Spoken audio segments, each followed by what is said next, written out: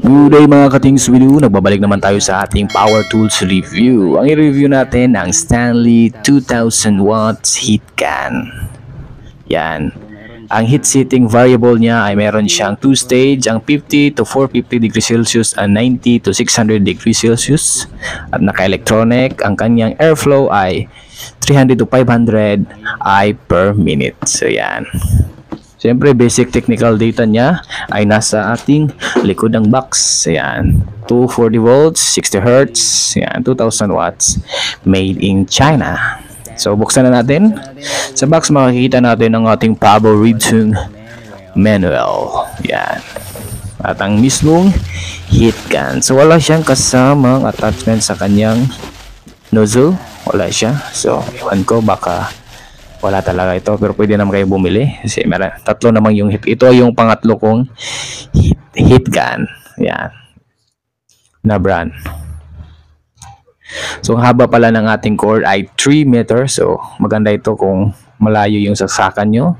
Kung meron kayong water refilling station, so, magagamit nyo ito sa kanyang seal. So, gamit na gamit talaga ito. So, maganda siya yung kanyang design. So, kanyang airflow na plus minus. Yan. Pwede kayong ma-adjust dyan. So, dalawang setting nito. Ito kanyang variable sa 1 and 2 na temperature. Yung nun ang 0. Yan ang 1 na setting. At yung panglawa ay number 2 na setting. So, nasa likod lang kanyang grip. Yan. Maganda siya guys. Kaya para siyang yung sa other face na pa yung gun na ginagamit. So, yan. Ito kanyang nozzle. Yan. Magaan lang siya, nasa mga half kilo. Yan, ganun lang. So, pwede kayo mag-attach ng nozzle dyan. So, ito kanyang itsura sa likod. Ito, naka-flat. So, pwede mo siyang ilapag, nagparang ganyan. Yan, no? Pwede rin ihang. Pwede isabit. Nasa sa inyo yan anong trip nyo sa ating heat gun. So, merong maliliit na mga heat gun guys para sa mga racing. Maganda yun. Bibili rin ako doon. So, yan. Natatanggal ito. Ayan. Parang hindi siya dumikit. Naka-heat resistant yung ating plastic. So, huwag kayong mag-alala dyan. So, itatry na natin. Naghahanap na ako ng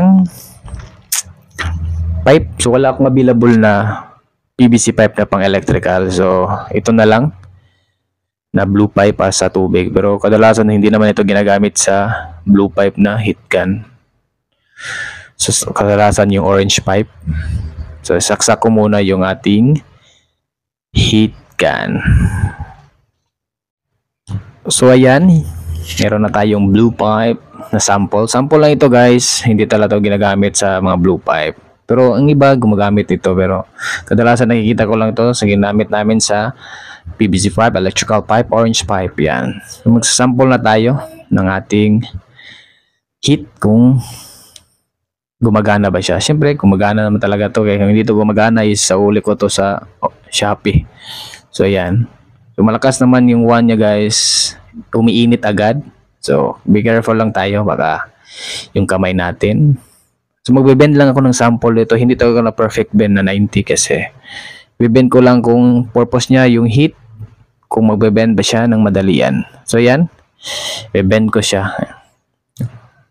So yan, matigas pa sa number 1. Yan, tigas-tigas pa siya, ilang minute na yon, mga seconds pa ata yon.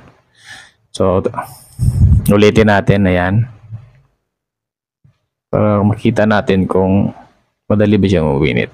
Pero hindi naman talaga siya mabilis siyang init kasi kapag ginawa mo yun, siyempre masisira yung pipe natin. So, ito, ginawa lang natin para makita natin yung kanyang heat. So, madali ba siyang mabend or tagal ba siyang magbend? Ayan. So, ayan. Yun yung number 2 guys. Madali siya guys. Yan. Sample lang ito guys. Hindi talaga ito perfect na 90 na pang pro. Yan. Pinakita lang natin kanyang init. So, yan. So, nabibend na siya. Yan. Nababali na siya. Pero ako magbibend ako guys. Nilalagyan ko ng spring para hindi na tayo gagamit pa ng tubig. Pero pwede namang tubig, dahan-dahan. Pero mas prefer ko yung spring. So, para sa electrical pipe. So, ayan, nakita nyo naman yung kanyang result. So, alam nyo naman ito, yung purpose ng ating heat gun. So, ilalagay ko lang sa descriptions back below ang link. Salamat sa panonood. Huwag kalimutan mag-like and share and comment and subscribe. This is Rometric. Thanks we do. Bye-bye.